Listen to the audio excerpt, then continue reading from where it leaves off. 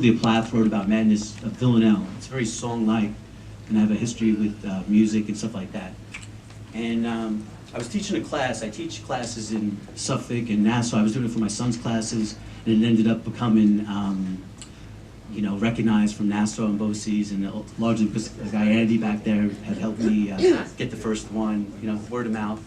But anyway, I was writing for the classes, and I was showing they wanted to see my process, and I was like happy to find a rough draft of the poem. I framed it now, and then another draft of the poem, and then it became the first poem in my book. But I kind of wanted to show you how messy the process is. But a kid in the class was like, "The poem's ripped. Is it because your new book just was released, Words Ripped from the Soul Still Bleeding?" And I was like, "No, I wish I was that deep with that, but it went through the wash. It went, it was, I'm lucky I didn't lose it. It was on the back of, I work at CBS Showtime on overnights, like Steve does some hours over there.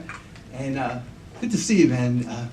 It was on the back of the log, but of course it was a revised page. It wasn't the official government document log. And, I was counting syllables, iambic, pentameter, like an iamb is a heartbeat, tadam. Like Shakespeare, it's 10 beats, penta is 5. So it's like 10 beats, but I was counting. Anyway, the poem was ripped. And I was like, the kids were like, "Oh, is that because there's a polarity to the poem and all this?" And I'm like, let me frame this because maybe like Laurel I could get $10,000 for it someday, or it's probably going to be in a museum someday or something.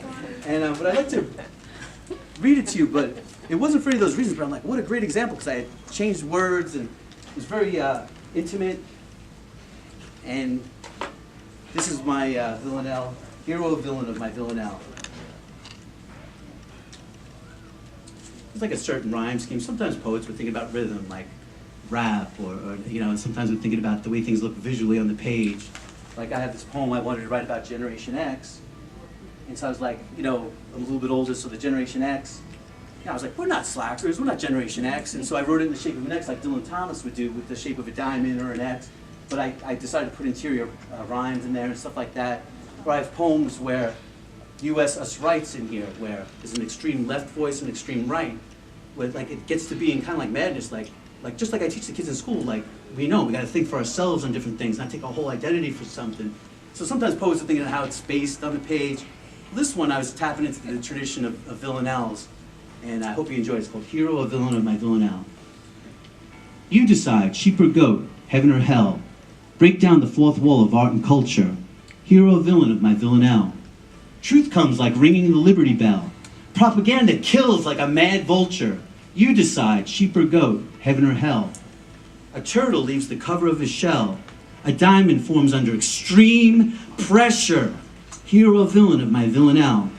Thirsty lips taste cool water from a well. Dignity offers hope. Something more pure. You decide, sheep or goat, heaven or hell. Poems bleed from my veins like ink from inkwells. Open wounds held to the light like torture. Hero or villain of my Villanelle. My words vibrate and create, can you tell? Naked heart transparent without closure. You decide, sheep or goat, heaven or hell. Hero or villain of my Villanelle. So that's a new one, and thank you. I have fun with a lot of poems in here, like the haiku or cuckoo.